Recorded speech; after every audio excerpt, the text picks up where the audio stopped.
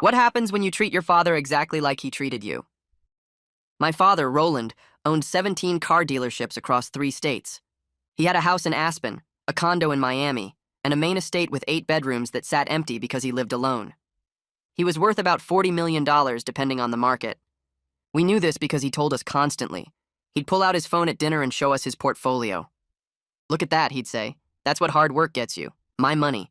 I earned every cent. Nobody helped me, and I'm not helping anybody." That included his kids. My brother Jason, my sister Diane, grew up watching other people's parents buy them school supplies, pay for college, and help with first apartments. Roland bought nothing. I worked at Subway at 14 to buy my own clothes. Jason delivered pizzas to pay for his broken tooth repair. Diane cleaned office buildings at night during high school to afford textbooks. Roland would watch us leave for our jobs and say the same thing every time. "Good. You're learning the value of money. When you make your own, you'll appreciate it." Meanwhile, he bought a new Porsche every year. Not because he needed it, but because he could. He'd park it in the driveway when we visited, keys sitting on the kitchen counter, making sure we saw what his money could buy. But never for us. Only for him. The breaking point came at Diane's wedding. She'd saved for 3 years, planned everything herself, and chose the cheapest options for everything. Roland showed up in a new Bentley, wearing a watch that cost more than the entire wedding. During his father of the bride speech, he actually said, "Diane planned this all herself, paid for it herself. I didn't give her a penny. That's how I raised my kids. To be independent. Some of you probably think I should have helped, but handouts create weakness." The other parents looked horrified. Diane smiled because that's what she always did, but I saw her hand shaking around her champagne glass. That night, I started planning. Roland had one weakness. He was obsessed with exclusive things. Private clubs, limited releases, and invitation-only events. He needed everyone to know he had access to things they didn't. So I created something he couldn't have. I started an investment fund called Legacy Partners. I made a website, created marketing materials, and printed glossy brochures.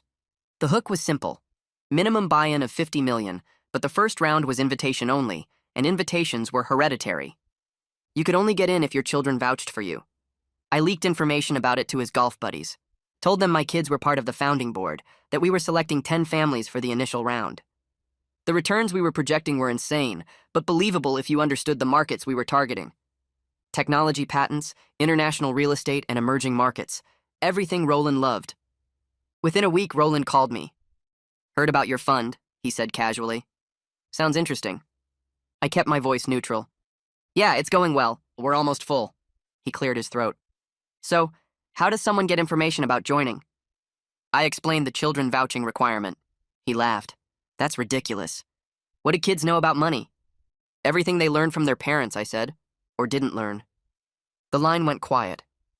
2 days later, he called again. "This Legacy Partners thing. My golf buddy Richard got in. His kids vouched for him immediately." "Must be nice," I said. "Having kids who want to help you access opportunities." Another long pause. The calls kept coming. Roland started mentioning how successful his dealerships were, how much money he had to invest, and how he was looking for new opportunities. But I never offered. Neither did Jason nor Diane. He'd trained us well. We didn't help anybody, not even him. 3 weeks in, Roland invited all 3 of us to dinner at the most expensive steakhouse in town. He never invited us to dinner. He never paid for our food. But there he was, ordering $100 steaks, talking about family and legacy and building things together. So about this fund, he finally said over dessert, "I think it would be good for all of us if I got involved." "Why would it be good for us?" Diane asked. "We're already on the board. We don't need investors. We need the right investors. People whose children believe they deserve to be part of building something special." Roland's face changed. "Are you seriously going to block me from this opportunity? Your own father?" Jason leaned forward. "Did you seriously block us from every opportunity our whole lives? Your own children?" Roland looked between us. "That was different. I was teaching you to be independent." "And you succeeded," I said. "We're so independent we don't need you at all. For anything. Including this." He sat back in his chair. The check came. For the first time in my life, I watched Roland pay for our dinner. He thought it would change something. It didn't. A month later, Roland called me crying. I'd never heard my father cry before. Not when his own mother died, Not when his business partner had a heart attack in the office, not even when he broke his arm falling off a ladder at 68. But here he was on the phone, making these awful choking sounds between words. He kept saying he understood now, really understood what it felt like to watch someone have everything while you had nothing. He said watching his golf buddies get into legacy partners while his own kids blocked him out made him feel small and worthless. His voice broke when he said worthless, and I felt something twist in my chest. I didn't say anything, just held the phone pressed against my ear so hard it hurt. My knuckles went white around the phone case. He talked about Diane's wedding, how proud he'd been of her for planning everything herself, how he thought he was teaching us to be strong. He said he watched us leave for our jobs as teenagers and felt satisfied that we were learning what he learned, that nobody would hand us anything. But now he realized we were leaving because we had to, because he chose not to help us, and we probably hated him every time we walked out that door. His voice cracked again. He said he was ashamed, that he wanted to make things right, that he'd do whatever it took to prove he'd changed. I stood in my kitchen staring at the coffee maker while my father cried and apologized. Finally, I told him I needed time to think about all this, and I hung up. My heart was pounding, so hard I could hear it in my ears. I called Jason and Diane right away, got them both on the line together. Jason answered on the second ring, Diane on the fourth. I told them Roland had just called me crying and apologizing for everything. Jason laughed, this short, bitter sound. He said it was obviously manipulation, another game to get what he wanted. Roland was playing us, making us feel guilty so we'd let him into the fund. Diane didn't say anything for a few seconds. Then she asked quietly if we'd ever thought about whether what we were doing might be cruel. Jason exploded. He asked if she was serious, if she'd forgotten about working in the office buildings at night during high school while Roland drove past in his Porsche. Diane said she hadn't forgotten anything, but maybe making an old man desperate and broken wasn't the victory we thought it was. Jason told her she was going soft, that she always did this, always wanted to forgive him before he'd actually changed. Diane's voice got sharper. She said maybe the problem was that Jason wanted revenge more than he wanted a father. The line went quiet. I said we should all think about it and talk tomorrow when we weren't so worked up. Jason hung up without saying goodbye. Diane sighed and said goodnight, and then she was gone too. The next morning, someone knocked on my apartment door at 7:30. I was still in my pajamas, hadn't even made coffee yet. I looked through the peephole and saw Roland standing there. He looked terrible, like he hadn't slept at all. His eyes were red and puffy, his hair messy instead of perfectly styled like usual. But what really shocked me was what he was wearing and what he was driving. Through my living room window, I could see an old gray sedan parked on the street, something from the early 2000s with a dent in the bumper. Roland was wearing regular jeans, the kind you buy at Target, and a plain blue shirt. No designer labels, no expensive watch, no leather shoes that cost more than my rent. He knocked again. I opened the door and he asked if we could talk, really talk, not the surface stuff we usually did. Something about how tired he looked, how small he seemed standing there in normal clothes, made me step aside and let him in. He sat at my kitchen table while I made coffee. His hands shook when he picked up the mug. He started talking about his childhood, stuff he'd never mentioned before. He said his father left when he was 6, just walked out one day and never came back. His mother worked 3 jobs trying to keep them fed and housed. He remembered being hungry a lot, remembered wearing shoes with holes in them to the school, remembered other kids making fun of his clothes. He put himself through community college working nights at a gas station, sleeping 4 hours a night, terrified every single day that he'd end up poor forever. He said the fear of poverty lived in his bones, that even now with $40 million he sometimes woke up in the middle of the night, convinced he'd lost everything. He looked at me across the table. His eyes were wet again. He said he knew none of this excused what he did to us, but maybe it explained it a little. I asked him why he flaunted his wealth if he was so scared of losing it. Why show us his portfolio at dinner? Why buy a new Porsche every year? Why wear that expensive watch to Diane's wedding? He was quiet for a minute. Then he said it was about proving to himself that he'd escaped. Every car, every house, every expensive thing was proof that he wasn't that hungry kid anymore. He needed to see the evidence constantly, needed everyone else to see it too, needed to convince himself over and over that he was safe. The portfolio updates at dinner weren't about showing off to us, though that's what it looked like. They were about showing himself that the numbers were still there, that he was still rich, that he was still safe. He said when he finally made real money, the fear didn't go away like he thought it would. It just changed shape. Every dollar he spent felt like a step back toward poverty. He convinced himself that helping us financially would make us weak and dependent like his father was. His hands shook worse when he talked about his father. He said he was wrong about everything, that he damaged us trying to protect us from damage that was only in his head. Roland left after about an hour. He asked if we could talk again soon, and I said maybe. I watched him drive away in that old sedan, and then I sat on my couch trying to figure out what I was feeling. Part of me wanted to dismiss everything he said as manipulation, another trick to get into legacy partners. But another part recognized real pain in his story, pain that matched the pain I'd carried my whole life. I thought about being 14 at Subway, making sandwiches for $7 an hour while Roland sat in his big empty house surrounded by expensive things, probably feeling just as alone and scared as I did. It didn't make what he did okay. It didn't erase Diane's shaking hand at her wedding or Jason's broken tooth or all those years of feeling worthless. But it made him seem human instead of just cruel. I picked up my phone and called Rose Pina, the therapist I started seeing 2 months ago when the revenge plan started messing with my sleep. She had an opening that afternoon. Rose's office smelled like lavender. She sat across from me in her usual chair and asked how I was doing. I told her about Roland's call, his visit, his story about growing up poor. She listened without interrupting. Then she asked what I wanted to accomplish with legacy partners. I opened my mouth to answer and realized I didn't know. I'd wanted to make Roland feel excluded and desperate, wanted him to understand what it felt like to be on the outside looking in. Mission accomplished. He was desperate. He was broken. He'd cried on the phone and shown up at my apartment looking like he hadn't slept in days. Rose leaned forward. She said I'd succeeded in my goal, so now I needed to decide what came next. Did I want revenge, or did I want a relationship with my father? Because I probably couldn't have both. If I kept going with the fake fund, kept pushing him further into desperation, I was choosing revenge. If I wanted any chance at a real relationship, I had to stop. She said the choice was mine, but I needed to make it consciously, not just keep going because I'd started. I sat there for the rest of the session trying to figure out what I actually wanted. That evening, Maxwell Stevenson called. His voice sounded weird, uncomfortable in a way I'd never heard from him. He said Roland had come to him earlier that day, crying again, asking why Maxwell's kids vouched for him, but Roland's own children wouldn't. Maxwell said he'd lied and told Roland his kids believed in him, that they wanted him to be part of something special. But sitting across from Roland, watching him cry about being rejected by his own family, made Maxwell feel terrible. He said he wasn't sure he could keep up the pretense anymore. Roland seemed genuinely broken, not just upset about missing an investment opportunity, but actually devastated about his relationship with us.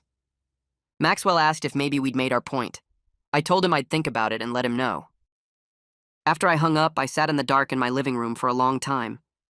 The satisfaction I'd felt watching Roland beg for access to the fake fund was completely gone.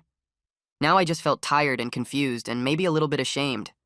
I texted Jason and Diane that we needed to talk, and we met at a coffee shop near my apartment the next morning.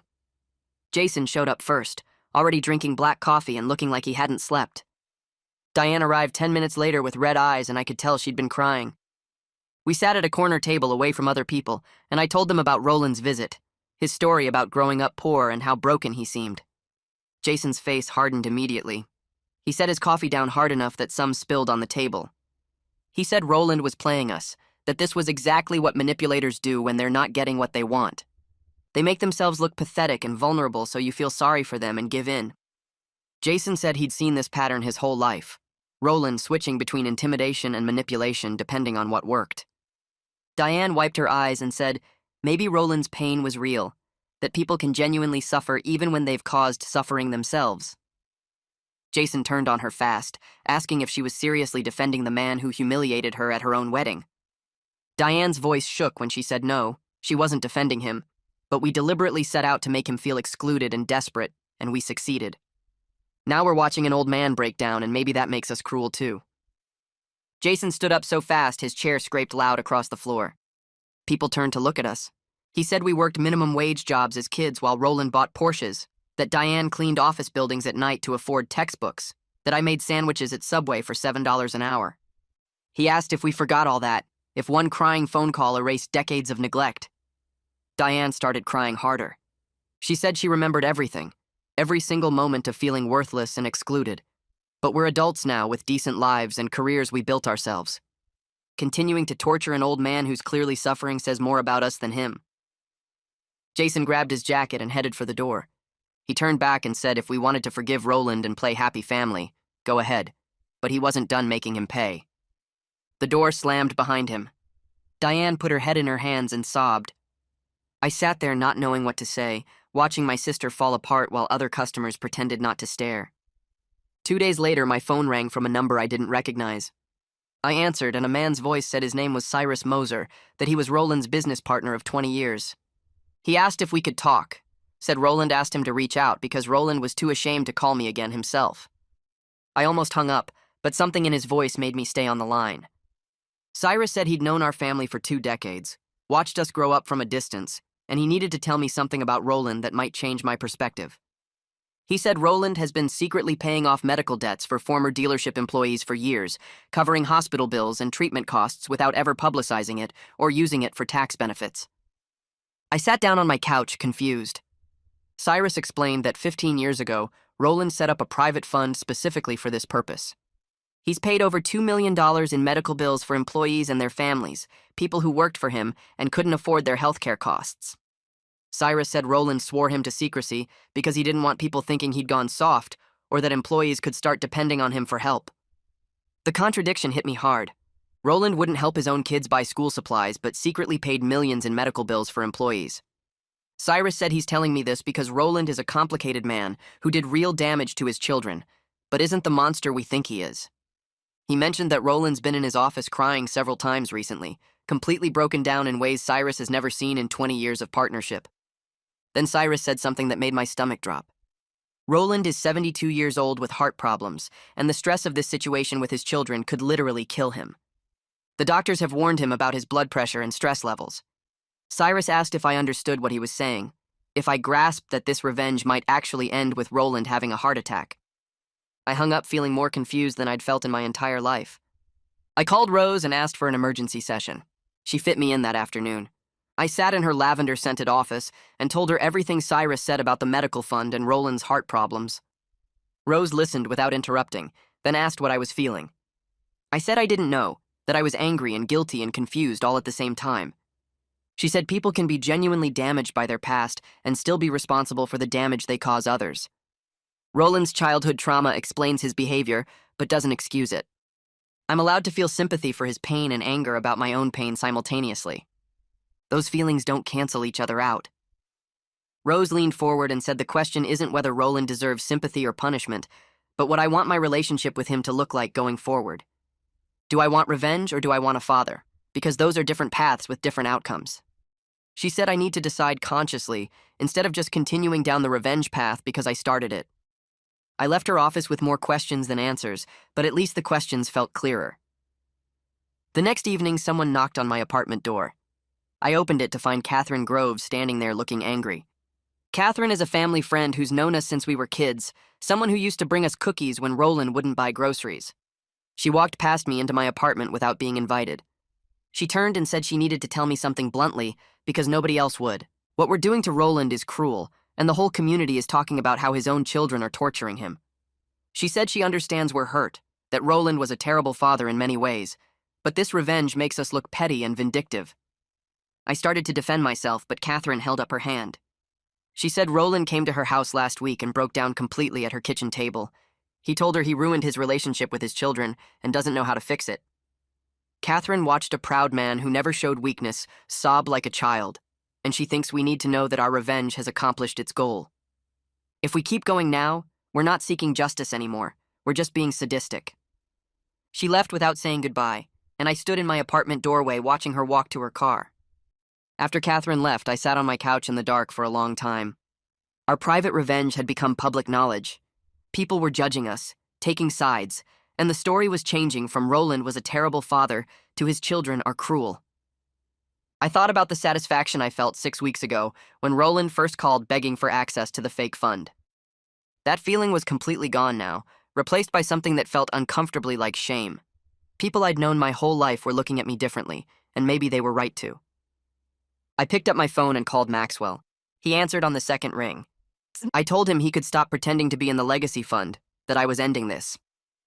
Maxwell let out a long breath and said he was relieved. He admitted that several other golf buddies have been asking him detailed questions about the fund, and he's been making up information that's getting harder to track. He's had to invent fake quarterly reports and investment strategies, and he was worried someone would catch him in a lie. Then Maxwell said something that hit me hard. He asked gently if I'd considered that maybe I'd made my point, and it was time to end this before real damage happened. His voice was kind but firm, and I realized he was right. I lay in bed that night staring at the ceiling, unable to shut off my brain. Roland's story about growing up poor kept playing on repeat in my head. I remembered being 14 years old, coming home from my shift at Subway smelling like bread and pickles, seeing that new Porsche in the driveway. The anger I felt back then was so pure and simple. He had money and wouldn't share it with us, end of story. But now I kept picturing him sitting alone in that 8-bedroom house, surrounded by all those expensive things, still feeling like the scared kid who went to bed hungry. Maybe every time he bought another luxury car or checked his portfolio, he was trying to prove to himself that he'd escaped poverty. Maybe the fear never went away no matter how many millions he accumulated. It didn't make what he did to us okay. Nothing could make that okay. But it made it sad in a way I wasn't prepared for. I thought about Diane at her wedding, hand shaking around her champagne glass while Roland bragged about not helping her. I thought about Jason delivering pizzas with a broken tooth because his own father wouldn't pay for dental work. Those memories still made me angry, but now they made me sad too, because Roland was probably so trapped in his own fear that he couldn't see what he was doing to us. My phone buzzed just after midnight. Jason's name lit up the screen. I answered and immediately heard the slur in his voice. "Diane wants to quit," he said without greeting. "She told me tonight she thinks we should end the whole legacy thing." I sat up in bed, suddenly wide awake. Jason's words tumbled out fast and angry. He went on about how Diane was betraying us, how we'd planned this together and now she was going soft. He listed every single time Roland had hurt us, his voice getting louder with each memory. The Porsche in the driveway, the portfolio updates at dinner, Diane's wedding speech, my Subway uniform, his broken tooth, the country club memberships Roland flaunted while we worked minimum wage jobs. I listened to him rant for 10 minutes straight before I finally understood what was really happening. Jason wasn't angry at Diane. He was angry at the idea of letting go of his anger at Roland, because that anger was the only thing protecting him from the pain underneath. As long as he could stay mad, he didn't have to feel hurt. "We need to talk about this when you're sober," I told him. Jason went quiet for a moment.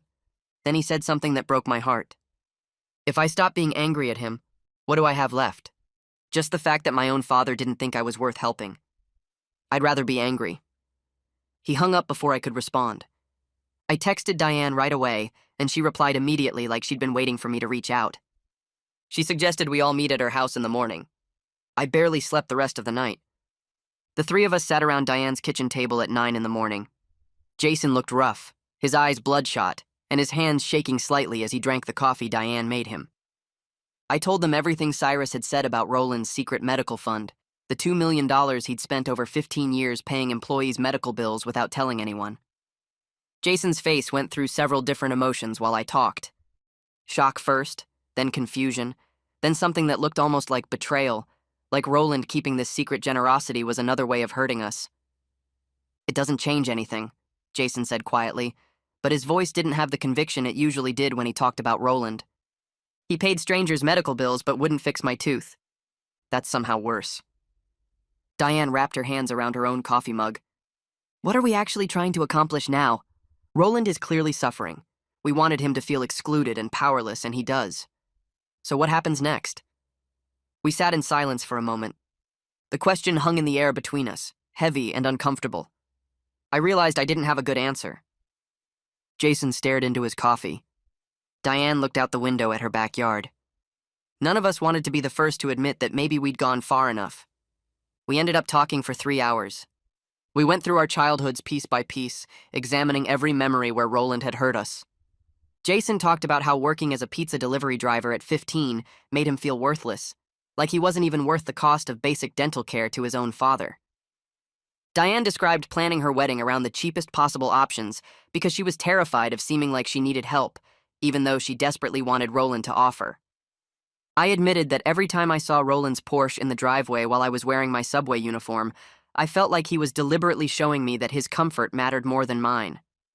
But then we started talking about what we actually wanted from Roland now. Jason went quiet for a long time before he said he'd wanted Roland to feel as powerless as we did growing up. And that's happened. He's been begging us for access to something he can't have, just like we begged him for help and got nothing. Diane said she'd wanted him to understand what exclusion felt like, to know how it feels when the people who should care about you most shut you out deliberately.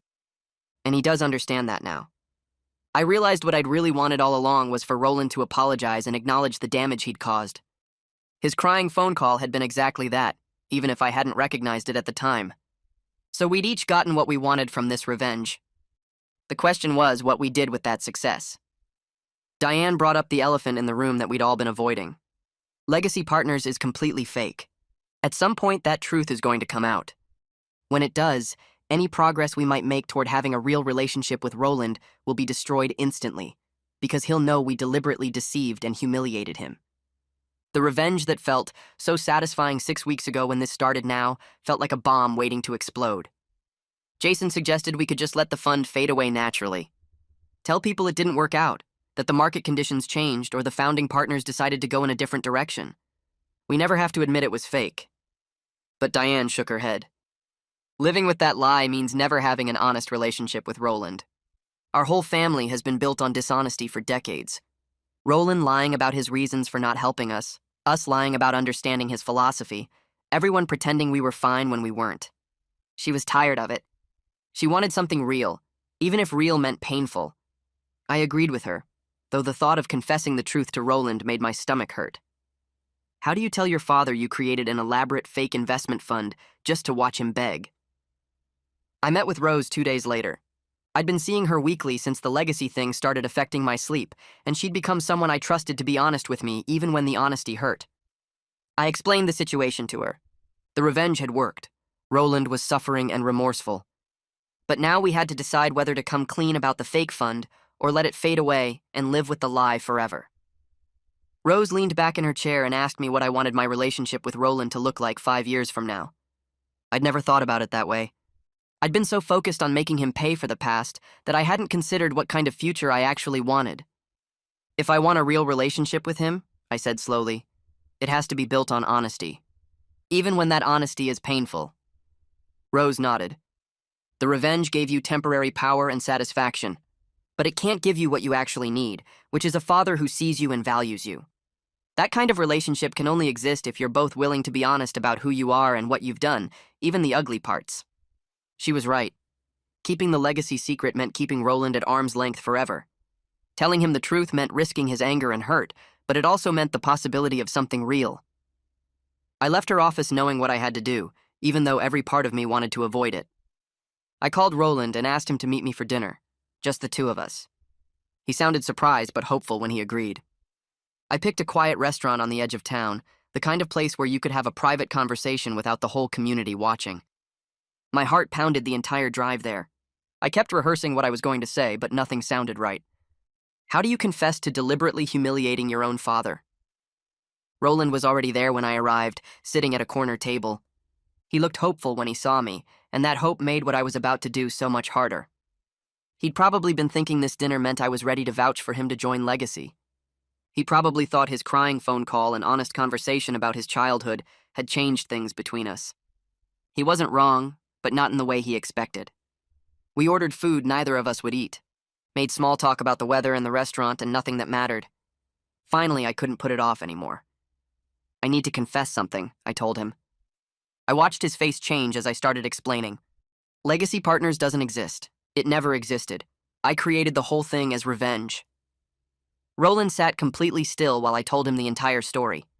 I explained how I'd made the website, created the marketing materials, printed the glossy brochures, how I'd leaked information to his golf buddies through Maxwell, who'd agreed to pretend he was in the fund, how we'd designed the hereditary voucher system specifically to target his obsession with exclusive access, how we'd watched him call and beg and humiliate himself for access to something that was never real. I told him I'd wanted him to feel excluded and powerless like we did growing up, to understand what it felt like when the people who should help you most refused to. And I'd succeeded. His face went through shock first, his mouth opening slightly like he couldn't believe what he was hearing. Then hurt, his eyes going wet and his jaw clenching. Then anger, a flash of the old Roland who would have yelled and walked out. But finally his expression settled into something that looked like understanding, which was somehow worse than anger would have been. He was quiet for a long time. Our food arrived and sat untouched between us.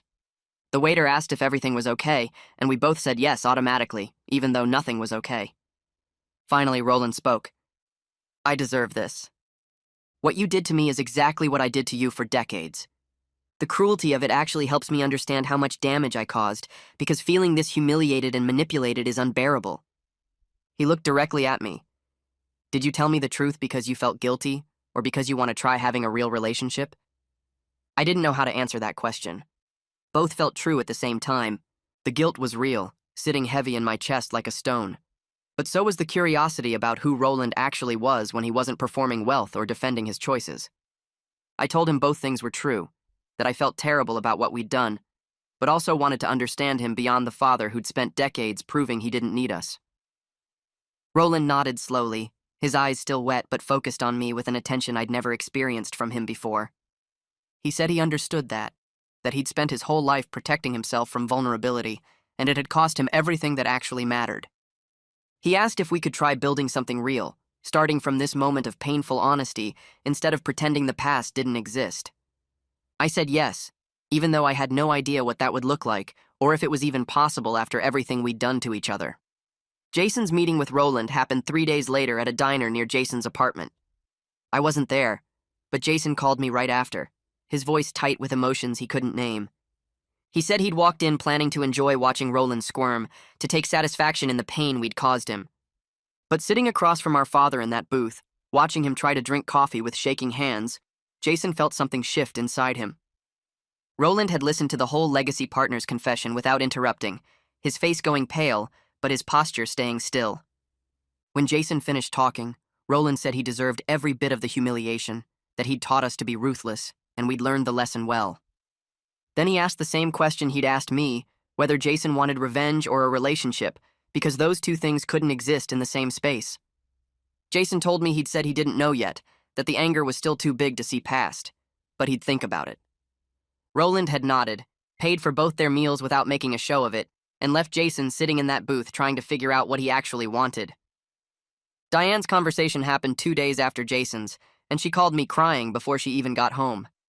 She said she'd gone into the meeting angry, ready to make Roland understand exactly how much damage his wedding speech had caused, but the moment she started explaining about Legacy Partners, she'd broken down. All the years of planning her wedding around the cheapest options, of being terrified to ask for help, of watching other brides get support from their fathers while she got public humiliation, came pouring out. Roland had cried too, actually sobbed sitting across from her at the coffee shop, and told her he'd thought he was showing pride in her independence when really he was broadcasting that she wasn't worth helping. He'd said the same thing to her that he'd said to Jason and me, that he deserved the revenge but wanted to try building something healthier if she was willing. Diane told me she'd said yes immediately, that she was tired of being angry and wanted to see if they could have a real relationship. But she also said she was scared we'd judge her for forgiving too easily, for being soft when Jason was still holding onto his anger like armor. Catherine called me a week after all 3 conversations had happened.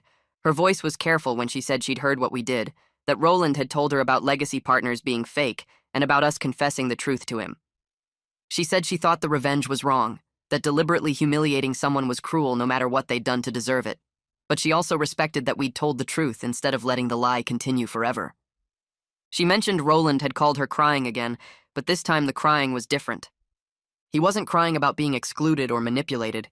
He was crying about the relationship he could have had with us if he hadn't been so damaged and afraid. Catherine said she'd known Roland for 30 years, and she'd never heard him talk about emotional damage or fear before, that he was actually trying to change instead of just defending himself. She thought we should know that whatever we'd done had cracked something open in him that needed to break. I thanked her and hung up, then sat on my couch staring at my phone for 20 minutes. The revenge had worked exactly as planned. We'd made Roland feel excluded, desperate, and humiliated. We'd forced him to beg and manipulate and show us the ugly side of his obsession with exclusive access. But we'd also done something we hadn't planned. We'd created a situation so painful that it forced all of us to be honest for the first time in our lives.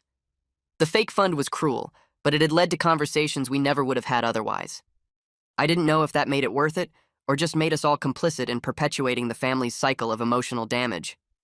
Roland called me 2 weeks after the confessions and asked if the 3 of us would meet with him. His voice sounded different, less defensive and more tentative, like he wasn't sure we'd say yes. We agreed to meet at a neutral restaurant, none of us ready to go to his house yet. When we arrived, Roland was already there and he looked older somehow, like the stress of everything had aged him in ways his money couldn't fix. He thanked us for coming, then said something that shocked all of us into silence. He wanted us to try family therapy together, if we were willing. He'd already found a therapist who worked with estranged families trying to reconcile, and he'd made an appointment for the following week. Jason's face went through surprise, suspicion, and something that might have been hope. Diane reached across the table and squeezed Roland's hand, tears already starting. I just nodded, too stunned to speak, because Roland asking for help with anything was something I'd never imagined possible. The first therapy session was brutal in ways I wasn't prepared for. The therapist was a woman in her 50s named Dr. Franco, and she didn't let any of us hide behind polite distance or careful words. She made us talk about specific memories, specific moments when Roland's choices had damaged us, and specific ways we'd retaliated. Decades of pain and anger came spilling out in that office, things we'd never said directly to each other because saying them out loud would make them too real.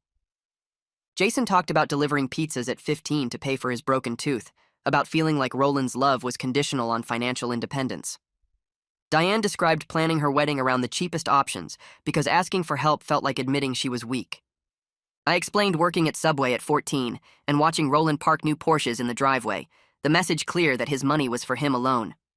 Roland listened to all of it without defending himself, his face showing pain but not surprise, like he'd always known the damage existed, but had never let himself see it clearly. In our fourth session, Dr. Franco asked Roland to talk about watching us work as teenagers. He was quiet for a long time before he started speaking, his voice soft and almost confused. He said he'd felt proud watching us leave for our jobs, that he'd thought he was teaching us self-reliance and the value of hard work. He'd believed we were learning important lessons about independence and earning what we had. Dr. Franco asked him what he thought we were actually learning, and Roland's face changed as he processed the question. She walked him through it slowly, asking what message a 14-year-old receives when their wealthy father watches them leave for minimum wage work instead of offering help. Roland's voice broke when he finally understood that his fear of creating dependent children had actually created children who felt worthless to him, who believed they didn't matter enough to help. Watching him grasp that reality was devastating, his whole face crumpling as he realized the gap between his intentions and the actual impact of his choices. Jason struggled the most in therapy, his anger so deep it took 3 sessions before he could stay in the room for the full hour. He'd walk out halfway through, too angry to keep listening, and Roland would sit there looking broken but not trying to stop him. But gradually something shifted in Jason. In the 6th session, he started talking about how working at 14 had shaped every relationship he'd had since then, how he'd learned that love was conditional on not needing anything from anyone. He described pushing away girlfriends who wanted to help him, refusing support from friends, building his entire identity around not depending on anyone because depending on people meant they'd prove you weren't worth helping. Roland listened without defending himself, without explaining his intentions or his childhood, just absorbing Jason's pain with tears running down his face. That was new, Roland listening without making it about himself, and I saw Jason notice the difference. Diane's breakthrough came in the 8th session when Dr. Franco asked her to talk about her wedding. Diane's voice shook as she explained planning everything around the cheapest options, choosing the least expensive venue and decorations and food, because she was terrified of seeming like she needed help. She desperately wanted Roland to offer support, had hoped right up until the wedding day that he'd surprise her with some gesture that showed she mattered. Instead, he'd given that speech about her independence, about how he hadn't given her a penny, and it felt like public confirmation that she wasn't worth helping. She'd smiled through it because that's what she always did, but inside she'd felt like he was telling everyone that she didn't matter enough to him to break his rules. Roland broke down hearing this, actually sobbing in the therapist's office, finally understanding how his actions had translated to his children. Dr. Franco let him cry for a while before asking what he wanted to say to Diane, and Roland told her he was sorry, that he'd been so focused on not creating weakness that he'd missed every opportunity to show love. Dr. Franco asked each of us what we needed from Roland to move forward. The answers surprised me with how simple they were, how basic the requests sounded when we finally said them out loud. Jason needed Roland to acknowledge that making a 14-year-old financially independent wasn't character building, it was neglect. He needed to hear Roland say that parents are supposed to help their children, that offering support doesn't create weakness, but shows that the child matters. Diane needed Roland to understand that offering help isn't creating dependence, it's demonstrating love and care. She needed him to see that his fear of making us weak had actually made us feel worthless. I needed Roland to stop thinking about money as a measure of worth, to see us as people he valued beyond our ability to survive without him. Roland listened to each request and acknowledged them without defending himself or explaining his reasoning. He just said he understood, and he'd work on changing those patterns. Roland started making changes after that session, small shifts that felt significant because they were so unlike him. He called each of us once a week just to talk, not about money or business or investments, but about our actual lives. He asked about my job, what I was reading, how I was feeling about everything happening between us. He asked Jason about his baseball league and his apartment and his day-to-day life. He asked Diane about her pregnancy plans and her hopes for becoming a mother. The conversations were awkward at first because we'd never had this kind of relationship, never talked about feelings or daily life or anything that wasn't transactional. But it got easier over weeks, the calls becoming less stiff and more natural. Roland was learning how to be a father instead of just a wealthy man who happened to have children, and we were learning how to let him try. 3 months after I'd confessed about legacy partners, Roland called and asked if we'd come to his house for dinner. That request alone was unusual, but then he added that he wanted to cook for us, which was shocking because none of us had ever seen Roland cook anything. We arrived at his estate that evening not knowing what to expect, and found him in the kitchen surrounded by chaos. He was attempting to make lasagna from scratch, the counter covered in sauce and cheese and pasta, his expensive shirt splattered with tomato. He was laughing at himself, actually laughing at the mess he'd made, in a way I'd never witnessed before. He looked up when we walked in and grinned, admitting he'd watched 6 different cooking videos and still managed to disaster the whole thing. Diane started helping immediately, showing him how to layer the pasta properly, while Jason grabbed beers from the fridge and I set the table. We worked together in that kitchen for an hour, and it felt more like family than anything we'd experienced in our entire lives. The lasagna came out better than expected, a little burned on the edges, but tasting rich and good in a way that made the kitchen chaos worthwhile. We sat at Roland's dining table, the same table where he used to show us his portfolio on his phone, but tonight it held mismatched plates and a pan of homemade food instead of expensive takeout. Roland served us himself, scooping generous portions onto each plate, and I watched him move around the table with an ease I'd never seen before. He sat down and looked at the 3 of us, his hands folded on the table, and started talking about something I didn't expect. He'd been thinking about the employee medical fund that Cyrus mentioned, the one he'd kept secret for 15 years, and he realized something that made him uncomfortable. He could be generous with strangers, could pay millions in medical bills for people he barely knew, but he couldn't help his own children with basic things like school supplies or dental work. The realization sat heavy in the room, and Roland's voice got quiet when he said he understood now that it wasn't about teaching us independence, it was about protecting himself from vulnerability. He paused, picked at his lasagna, then told us he wanted to do something different going forward. He was setting up education funds for each of us, not for us to use now, but for our future kids, our grandchildren who didn't exist yet. The money would be there when we needed it, held in trust, no strings attached. It wasn't about us needing his money now, he said, but about him wanting to contribute to his future grandchildren's lives in ways he never contributed to ours. Diane's fork stopped halfway to her mouth, and Jason stared at Roland like he was trying to figure out if this was another manipulation. But Roland just sat there, looking smaller somehow despite the expensive house around us, waiting for our response. The silence stretched until Jason finally spoke, his voice harder than the moment seemed to require. He asked the question we'd all been thinking, why Roland could do this now, but couldn't when we were kids working minimum wage jobs to afford basic necessities. Roland set down his fork and looked at Jason directly, not avoiding the question or deflecting like he would have months ago. He explained that therapy had helped him see something he'd never understood about himself, that his fear of poverty wasn't really about money at all. It was fear of vulnerability, fear of admitting that we mattered more than his bank account, because everyone he'd ever mattered to had abandoned him. His father left when he was 6, his mother died when he was 19, and he'd built his entire life around never needing anyone or letting anyone need him. Helping us would have meant admitting we were more important than his money, and that terrified him in ways he couldn't articulate until therapy forced him to look at it. He said it wasn't an excuse, just an explanation, and his hands shook slightly as he talked. Jason's face went through several expressions, anger and confusion, and something that might have been understanding, before he looked down at his plate. The explanation made sense in a way that felt both satisfying and sad, because it meant Roland's cruelty came from damage rather than malice, and that was somehow harder to hate. Diane set down her fork and wiped her mouth with her napkin, the movement slow and deliberate like she was buying time to figure out what to say. She looked at Roland, then at me and Jason, then back at Roland before she spoke. She told us she was pregnant, the words coming out flat and factual, and the room went completely still.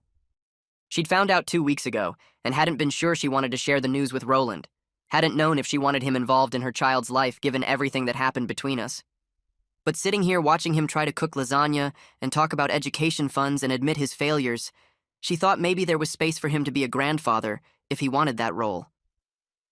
Roland's eyes filled with tears immediately, his face crumbling in a way I'd only seen once before when he called me crying about the fund. He stood up from the table, walked around to Diane's chair and asked if he could hug her. She nodded and he pulled her up gently, holding her like she might break, crying into her shoulder. He said he wanted to do better with his grandchildren than he did with his children, wanted to be present and loving and actually helpful instead of emotionally absent and cruel. But he understood if she didn't trust him with that role yet, if she needed time or boundaries or proof that he'd really changed. Diane hugged him back and said they could start small and see how it goes. Maybe he could come to doctor's appointments or help set up the nursery, and they'd figure out the rest as they went. Roland nodded against her shoulder, still crying, and Jason looked away like the emotion was too much to watch directly. I felt something shift in my chest, a loosening of anger that had been tight for so long, and I realized this was what I'd wanted from the beginning. Not revenge, not humiliation, but acknowledgement and effort, and the possibility of something different. The next few months moved in a strange rhythm of progress and setbacks, good days mixed with hard ones, as we figured out what a relationship with Roland could actually look like. It wasn't perfect, and there were moments when old patterns emerged, when Roland said something thoughtless about money or independence, and we all tensed up. Jason struggled the most with trust, his anger running deeper than mine or Diane's, and there were times he'd snap at Roland over small things that carried the weight of decades. But there were also good moments that felt almost normal, like when Roland showed up at Diane's ultrasound appointment without being asked, sitting in the waiting room for 2 hours just to see the screen for 5 minutes. He called me one Tuesday to ask advice about a book he was reading, some business biography that reminded him of his early dealership days, and we talked for 40 minutes about nothing important. He texted Jason a meme about baseball that was actually funny, and Jason texted back a laughing emoji, and that tiny exchange felt like progress. We were learning how to be a family, instead of just people related by blood and shared trauma, and it was awkward and uncomfortable, but also real in a way we'd never experienced before. Roland started showing up for things, not with money or grand gestures, but with his actual presence, and that mattered more than I expected it to. Roland sold 2 of his dealerships in April, a decision that shocked everyone who knew him because those dealerships were profitable, and he'd built them from nothing. But he told us he didn't need 17 dealerships, didn't need to keep expanding his empire, and the money from the sale could do more good somewhere else. He used it to set up a foundation for children of low-income families, providing school supplies, clothes, emergency funds for medical bills or housing crises, all the things we'd needed as kids that he never provided. He named it after his mother, the woman who worked 3 jobs and still couldn't keep them fed, and he asked if we'd serve on the board with him. The request felt significant, like he was inviting us into something meaningful, instead of just throwing money at a problem. It felt like he was trying to heal his own childhood while making amends to us, giving other kids what he wished he'd had and what he should have given us. We all agreed to join the board, even Jason, who remained skeptical about Roland's motivations, and we started meeting monthly to review applications and distribute funds. The work brought us together regularly in a way that felt purposeful, and I watched Roland interact with the families we helped with genuine emotion. He sat across from a single mother who needed money for her kid's winter coat and school supplies, and his eyes got wet when she thanked him. He talked to the kids with a gentleness I'd never experienced from him, asking about their favorite subjects and what they wanted to be when they grew up, actually listening to their answers. Jason pointed out the irony one day after a board meeting, how Roland could be generous with strangers' children but couldn't with his own, and Roland didn't defend himself or explain. He just said he was trying to be better, that he couldn't change the past, but he could do different things now, and Jason nodded slowly, like maybe that was enough. I kept seeing Rose every other week, working through the complicated feelings of watching my father change while grieving the father I needed as a child.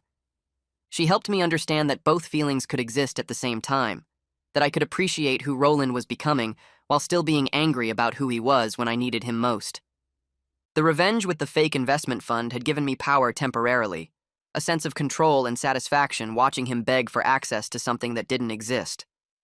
but forgiveness was giving me something more lasting, something that felt like actual relationship instead of just satisfaction. Rose explained that forgiveness didn't mean forgetting what happened or pretending it didn't hurt. It meant choosing to move forward without letting the anger control everything. I wasn't sure I'd fully forgiven Roland yet, wasn't sure that was even possible, but I was learning to exist in the space between anger and acceptance. The therapy sessions helped me see that what I actually wanted wasn't revenge or even apology, but connection, and that required letting go of the need to punish him forever. 6 months after I'd confessed about the fake fund, we had our first family gathering that felt genuinely normal. We met at Roland's house for dinner, no special occasion or therapy requirement, just the four of us eating together. The conversation flowed naturally without the forced quality of earlier attempts, and there was actual laughter that didn't feel uncomfortable or weird. Roland told a story about his early dealership days when he accidentally ordered 200 cars instead of 20 because he misread a form and he made it funny instead of using it to brag about his business skills. He laughed at himself, at his younger self's panic and stupidity, and it felt self-deprecating in a way he'd never been before.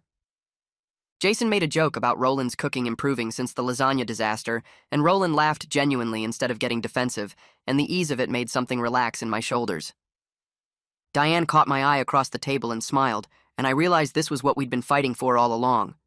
Not revenge, not punishment, not even apology, but this ordinary moment of family dinner where people actually liked each other. It felt simple and profound at the same time, like we'd finally found something worth having. Roland asked at the end of that dinner if we could make these family gatherings a monthly tradition, and he wanted to rotate houses so he wasn't always the host. He said he wanted to see how we lived, wanted to be part of our regular lives instead of just the wealthy father in the big empty house. The next month, he came to my apartment with bags of groceries and ingredients for dinner, and we cooked together in my tiny kitchen that was nothing like his expensive one. We made pasta from scratch, flour covering the counter in our hands, talking about everything and nothing while we worked. He asked about my job and actually listened to my answer, asked about Sarah and when he might meet her properly, told me about an article he'd read about emerging markets that made him think of me. It was ordinary in the best possible way, just two people making dinner and talking, and I kept waiting for it to feel weird or forced, but it didn't. We ate at my small table with mismatched chairs, and Roland said the pasta was better than anything at the expensive restaurants he used to take clients to, and I believed him. Diane went into labor on a Tuesday morning in October, and Roland was at the hospital within an hour of getting the call. He sat in the waiting room with me and Jason, pacing and nervous like any grandfather would be, his expensive watch forgotten on his wrist. When the nurse finally came to get us, Roland walked into that hospital room and saw his granddaughter for the first time, and his face transformed completely. Diane held the baby out to him, and he took her with shaking hands, tears streaming down his face, looking at this tiny person like she was the most precious thing he'd ever seen. He told Diane she was going to be an amazing mother, that watching her hold her daughter showed him everything he'd missed by being so emotionally absent with us. He said watching us become parents were teaching him what he should have been, and he was grateful we were giving him a chance to be present now, to be the grandfather he should have been a father.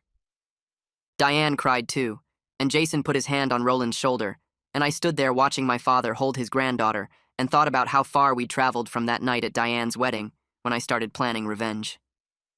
The therapy session 3 weeks later felt different from the start. Jason sat in the chair with his arms crossed tight against his chest, his jaw clenched in that way that meant he was holding something back. Rose noticed immediately and asked him what was on his mind. He shook his head at first, said nothing, but Roland was watching him with this expression I'd never seen before, like he was bracing himself for whatever was coming. Rose waited, patient like always, and finally Jason's face crumpled and he started talking about being 15 years old with a broken tooth. He described delivering pizzas in the rain, counting tips at the end of each shift, calculating how many more weeks until he could afford the dental work. His voice cracked when he said the worst part wasn't the physical pain, but coming home to see Roland's new Porsche in the driveway, knowing his father could have fixed his tooth with pocket change but chose not to. He looked directly at Roland and said he felt worthless, like he wasn't worth the cost of basic care, and that feeling never really went away, even now as an adult. The room went completely silent. Roland's hands were shaking in his lap. He opened his mouth twice before any words came out, and when they did, there was no explanation or justification, just a simple acknowledgement that he had failed Jason, and it was wrong. Jason started crying, real sobbing that shook his whole body, and Roland asked quietly if he could hug him. Jason nodded, and they held each other in the middle of Rose's office, while decades of accumulated pain started to crack open and drain out. I watched my brother and father embrace for what might have been the first time in 20 years and felt my own throat tighten with emotion I didn't know how to name. Rose told us the following week that our family had made remarkable progress, but she warned that healing wasn't a straight line and we should expect setbacks. She was right about that. There were still moments when Roland would say something that triggered one of us, when his old patterns of thinking would emerge in small ways, when the trust between us felt as thin and breakable as glass. One night at dinner, he made an offhand comment about financial responsibility, and Jason went completely quiet, his face shutting down in that familiar way. But instead of letting the moment destroy everything, we talked through it. Roland caught himself, apologized, explained what he'd actually meant versus how it had sounded. Jason told him why the comment hurt, and Roland listened without getting defensive. It was messy and uncomfortable, but we were learning to work through these moments instead of letting them pile up into walls between us. The fragility didn't scare me as much anymore because I was starting to believe we could handle it. Roland started showing up at Jason's amateur baseball games in April. Jason played in a weekend league for guys who still loved the sport, but never went pro, and Roland had never attended a single game when Jason played in high school. Jason acted like it didn't matter when Roland first asked if he could come, shrugging and saying sure in this casual way that didn't match the tension in his shoulders. I went to that first game too, and watched Roland sit in the stands wearing jeans and a regular shirt, cheering when Jason came up to bat. Jason hit a home run in the 5th inning, and I saw his face transform as he rounded the bases, this huge grin breaking through as he heard Roland shouting his name from the stands. After the game, Roland walked up to Jason and told him he was proud of him, and Jason stood there for a second before saying it was the first time he'd heard those words.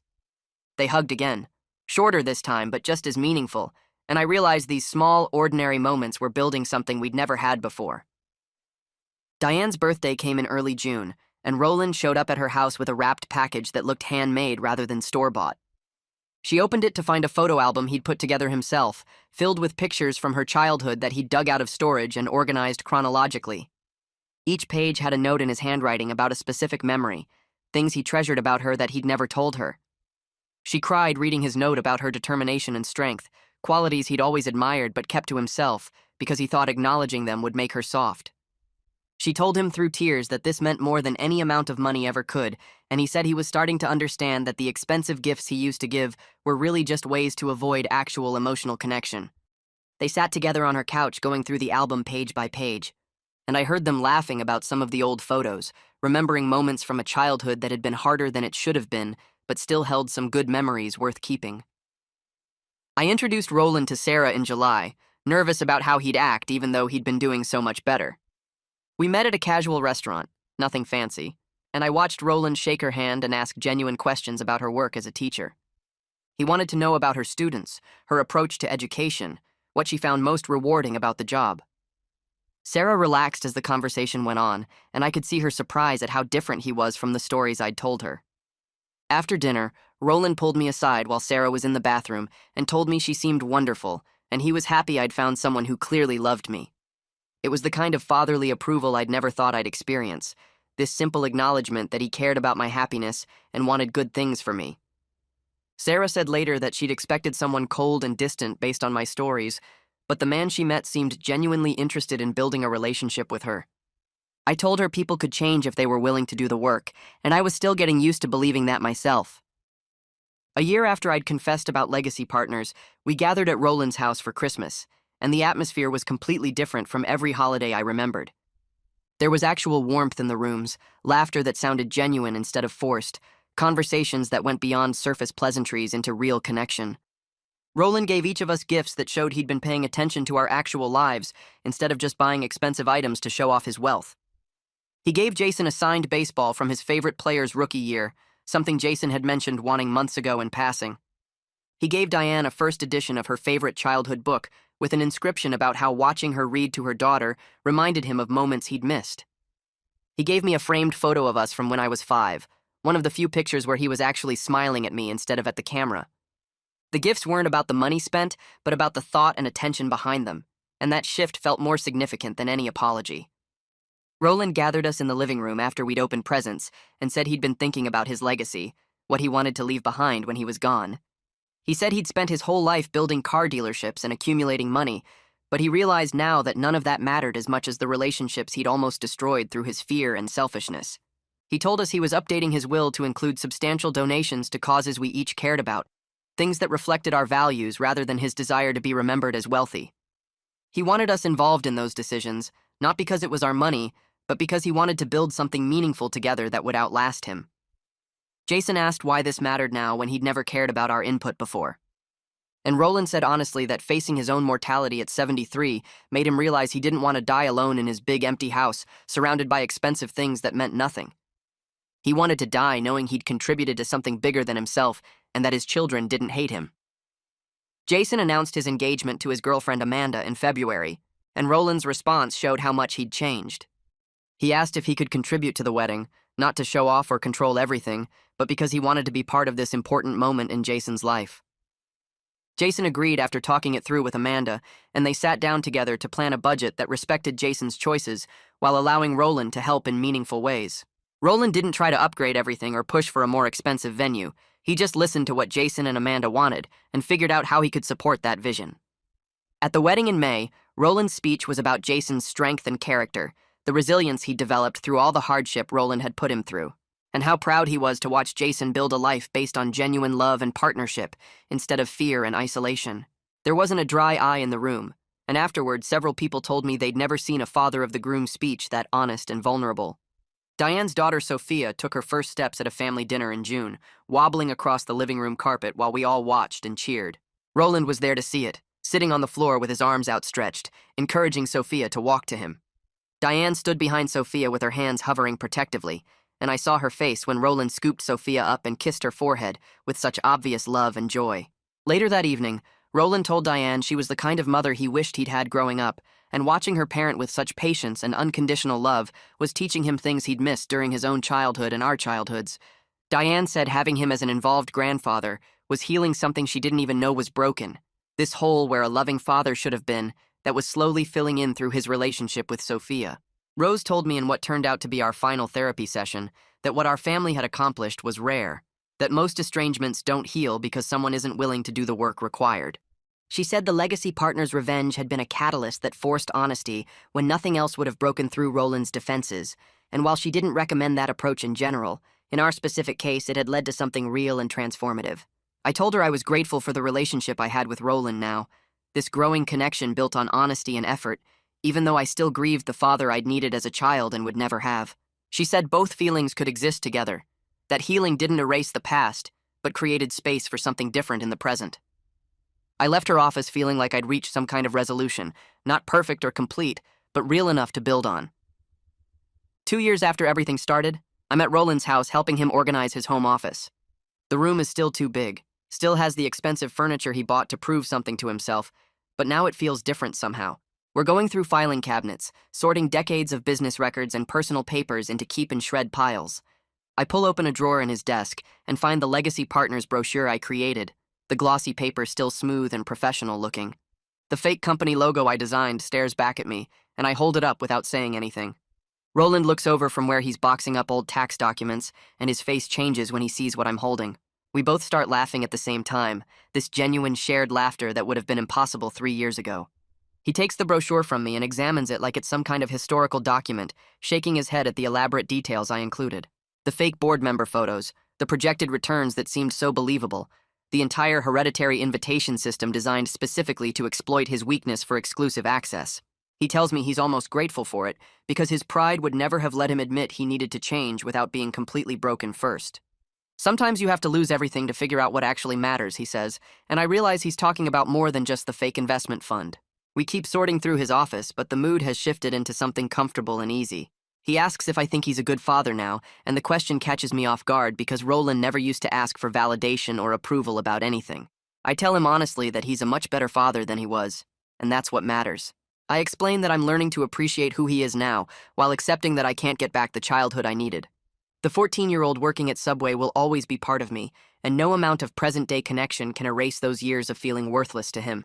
He sits down in his desk chair and says, "That's fair, and more grace than he probably deserves," and I realize he's finally learned humility. The man who used to show us his portfolio at dinner and brag about earning every cent without help can now admit he was wrong. We finish organizing his office and head downstairs for coffee, and he tells me about a call he got from Jason yesterday just to chat about nothing important. Our family isn't perfect, and there are still complicated feelings and occasional tensions that surface without warning. Last month, Jason got angry when Roland offered to help with his mortgage payment, old patterns rising up before we talked through it. Diane sometimes gets quiet during family dinners when certain topics come up, and I can see her remembering her wedding and that horrible speech. But we're building something real based on honesty and effort, instead of pretending the past didn't happen. Roland calls regularly just to check in, not about business or money, but about our actual lives. He shows up for important moments like Jason's work promotion celebration and Diane's daughter's first birthday party. He genuinely cares about our lives beyond our ability to be self-sufficient, asking about my relationship with Sarah and remembering details from previous conversations. He's learning that love isn't about withholding help to build character, but about showing up consistently and caring deeply about the people who matter. At our monthly family dinner the following week, I look around the table at Roland laughing with Jason about something that happened at the dealership. Diane is nursing her daughter Sophia while talking to Sarah about some book they both read.